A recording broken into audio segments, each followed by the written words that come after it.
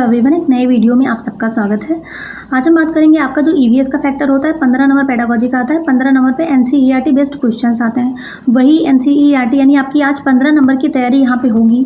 बहुत इंपॉर्टेंट आपके लिए पूरा वीडियो होने वाला है, इसको लास्ट तक ज़रूर देखना, क्योंकि हो सकता है एक कॉन्सेप्ट से आपको 1 से 2 क्वेश्चन तो ज़रूर देखने को मिलेंगे। कुछ भी अगर आपने मिस किया तो आप ये सोचिएगा कि आपने 1 नंबर अपना काट दिया है।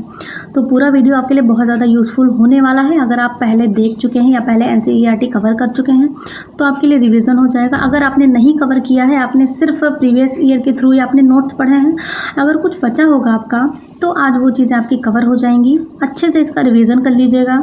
1 बार देखिएगा, 2 बार देखिएगा, स्पीड बढ़ा के भी आप देख सकते हैं। आपके माइंड में ये चीज़ें बैठ जाएंगी, क्योंकि अगर क्वेश्चंस यहाँ से आते हैं तो आपको ये चीज़ें आनी ज़रूरी हैं।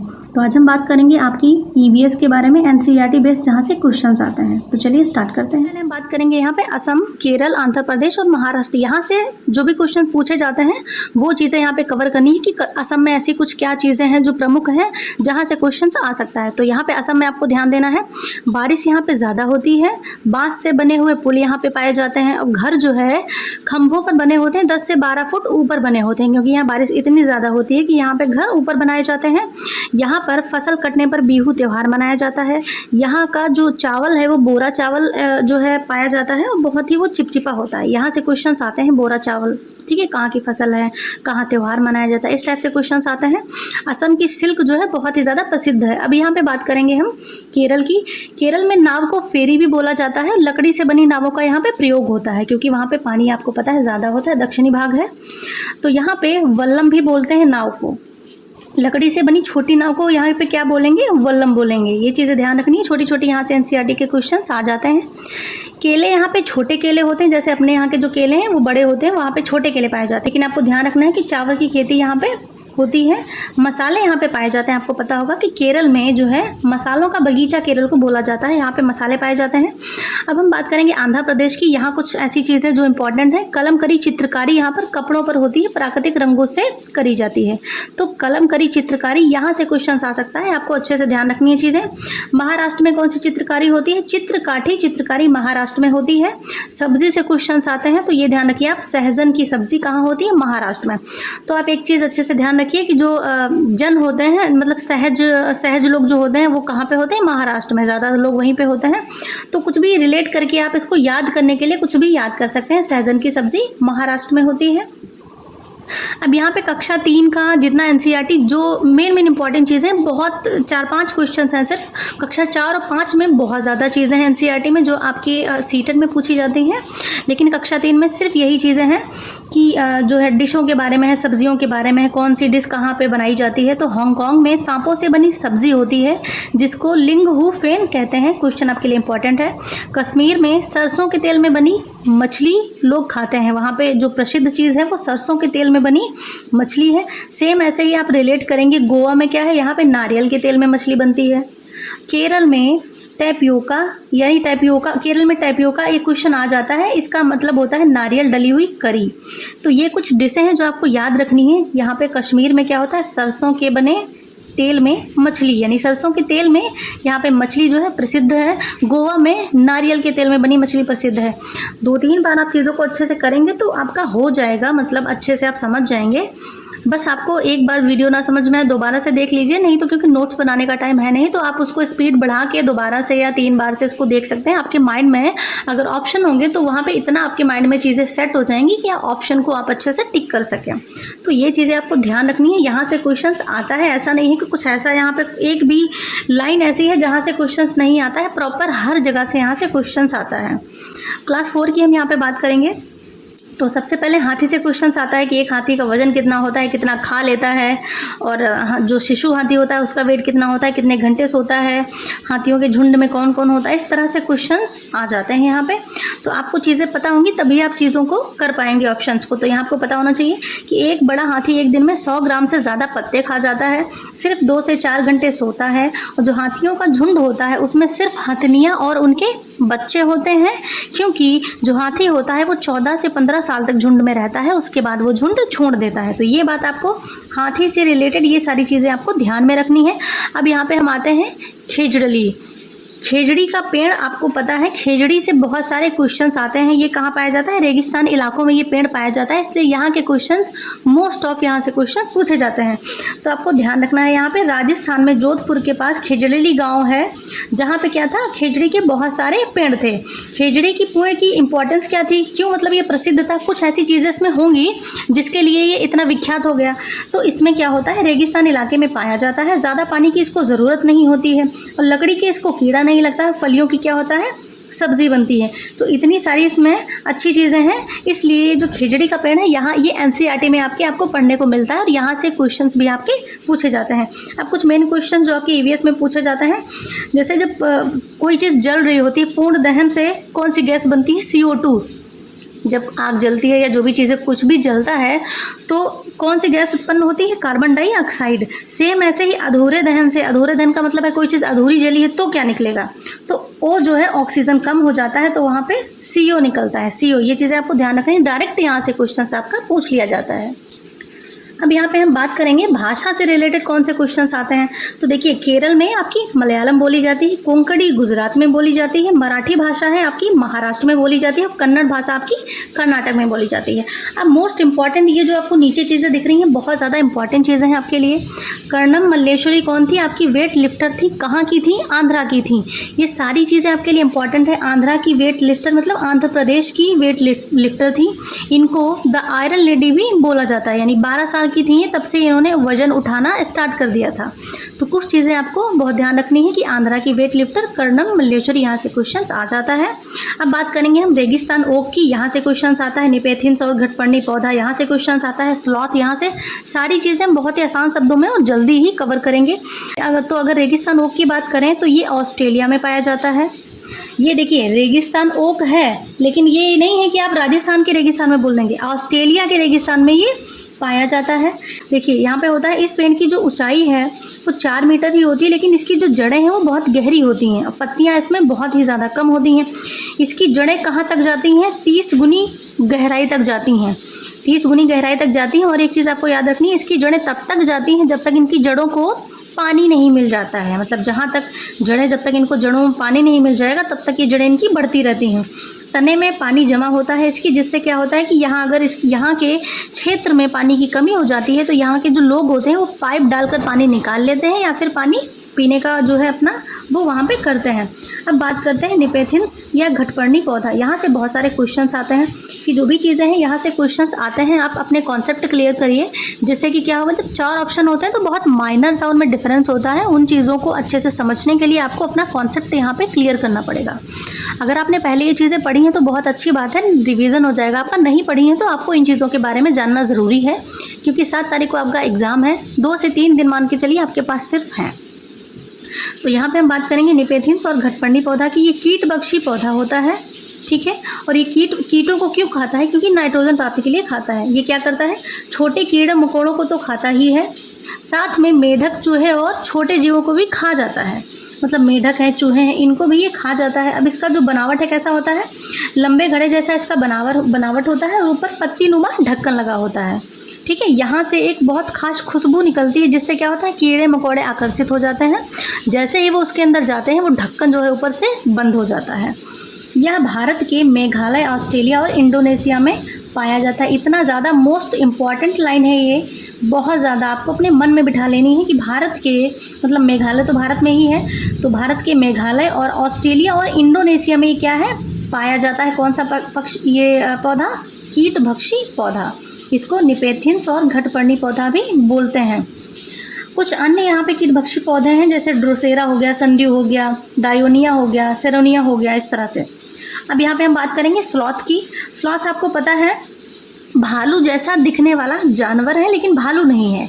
ये क्या करता है? ये रात्रिचर है, यानी दिन में ये सोता है और रात को क्या करता है? ये जगता है। लगभग 17 से 18 घंटे पेड़ पर उल्टा लटक कर ये सोता है, इसलिए इसको हम आज एनसीईआरटी में पढ़ रहे हैं। इसकी जो कुछ विशेषताएं हैं वही इसको इतना मतलब वैल्यू दी हैं कि ये आपको एनसीईआरटी में पढ़ने को मिल रहा है।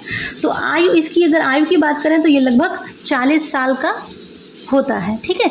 तो ये एक पेड़ पर तब तक रहते हैं जब तक उनकी सारी पत्तियां नहीं खा जाते हैं।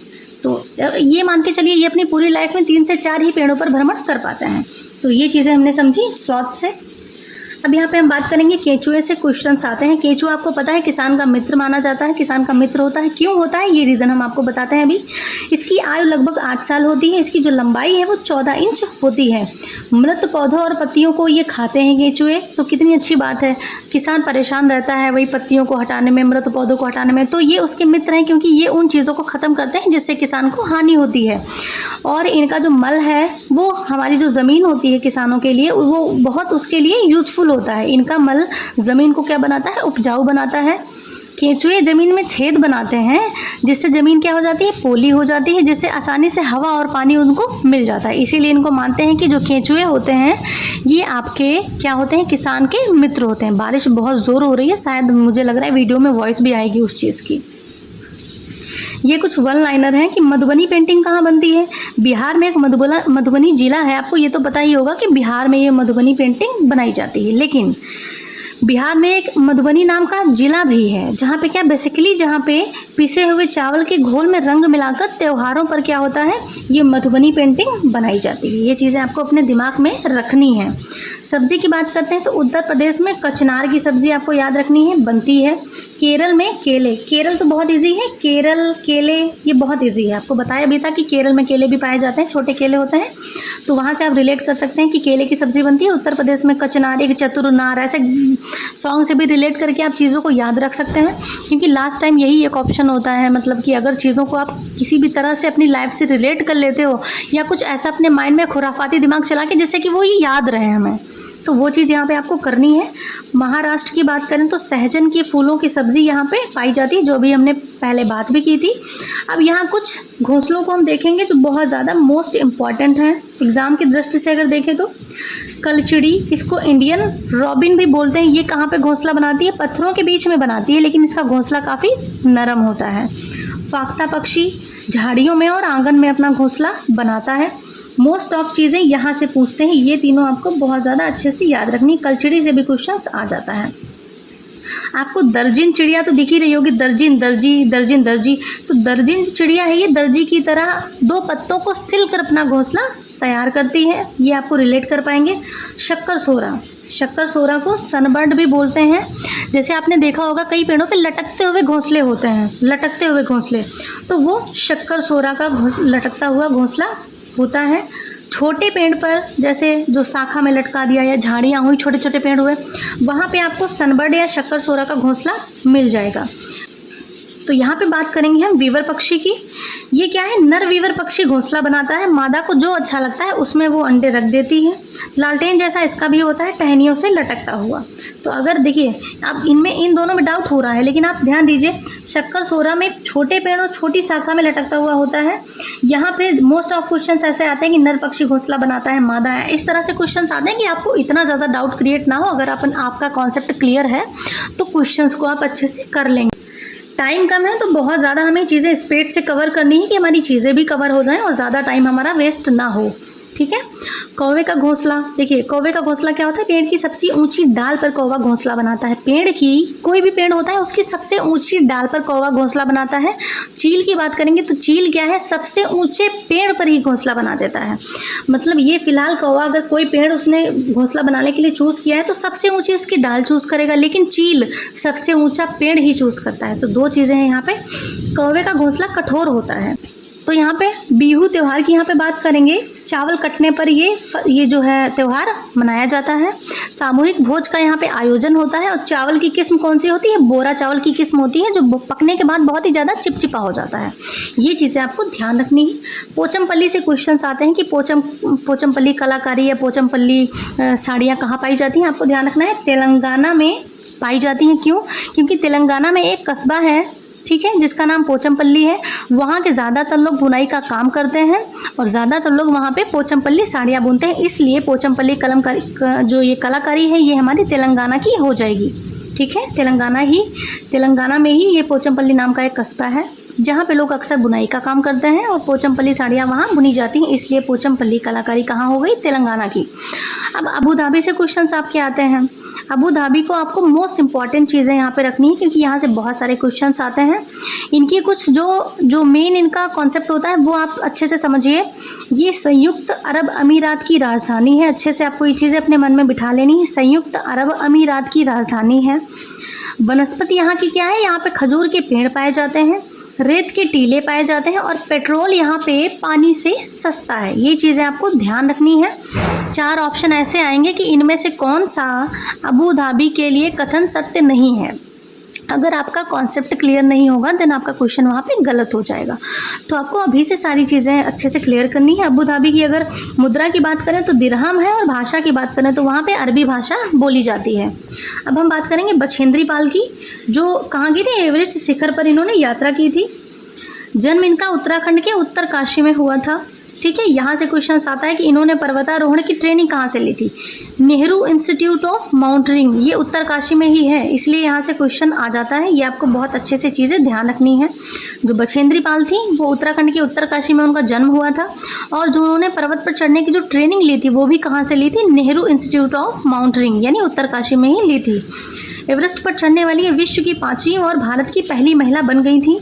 एवरेस्ट की आपको ऊंचाई यहाँ पे ध्यान रखनी है। क्वेश्चन आ जाता है कभी कभी 8850 मीटर होती है और इन्होंने एक आत्मकथा लिखी है कि एवरेस्ट शिखर तक मेरी यात्रा। अब यहाँ से बहुत सारे क्वेश्चंस आते हैं कि पर्वतारोहण एक सामूहिक क्रिया होती है, लेकिन जो इसका लीडर होता है उसके क्या कार्य हैं। तो यहाँ पे आपको ध्यान रखना है, ग्रुप के पीछे पीछे चलना होता है। सदस्य जो हैं आपके साथ चल रहे हैं पर्वतारोही लोग, उनका क्या होता है, सामान उठाने में आपको मदद करना होता है, चढ़ने में उनकी हेल्प करना होता है। अगर कोई बीमार हो जाता है या किसी को किसी भी प्रकार की दिक्कत होती है तो उसकी देखभाल भी कौन करता है, ग्रुप का लीडर को ही देखभाल करनी होती है। अगर वो थक रहे हैं तो आपको उनके रेस्ट का जगह भी उनकी ढूंढनी है कि वो रेस्ट कहाँ पे करेंगे, सही जगह कौन सी है। ये सारी चीज़ें किसकी होती हैं, ये सारे काम ग्रुप लीडर के काम माने जाते हैं। काफ़ी कुछ चीज़ें यहाँ पे कवर हुई हैं। बाकी अभी जो है कक्षा पूरा, अभी कक्षा 5 के मान के चलिए पूरी एनसीईआरटी बची हुई है। वो भी क्वेश्चंस आपको आज शाम तक या कल एक वीडियो आ जाएगा जो आपका पूरा रिवीजन प्रॉपर तरीके से हो जाएगा कि एनसीईआरटी अगर जैसे आपके माइंड में है कि हमने नहीं पढ़ी है तो आपसे वो चीज़ आपके माइंड में नहीं रहेंगी। आपको सारी चीज़ें मोटा मोटा तौर पर पता चल गई हैं कि क्वेश्चन अगर आएगा तो काफ़ी कॉन्सेप्ट आपको यहाँ से क्लियर आपके हो जाएंगे। तो आपका पेपर जो है कहीं ना कहीं जो है ईवीएस का अच्छा हो जाएगा। तो ये था आज का वीडियो। इसके आगे का अभी एक वीडियो ईवीएस का और आएगा, जो भी चीज़ें बची हुई हैं तो अच्छे से पढ़िए। जितना अभी मैंने बताया है उतना रिवीजन करिए, इतना कम से कम आप अपने माइंड में चीज़ों अच्छे से बिठा लीजिए। बाकी जो वीडियो होगा वो बाद में आएगा, उसको बाद में रिवीजन करिएगा तो आपका पूरा एनसीईआरटी कवर हो जाएगा। मिलते हैं हम नेक्स्ट वीडियो में। Thanks for watching.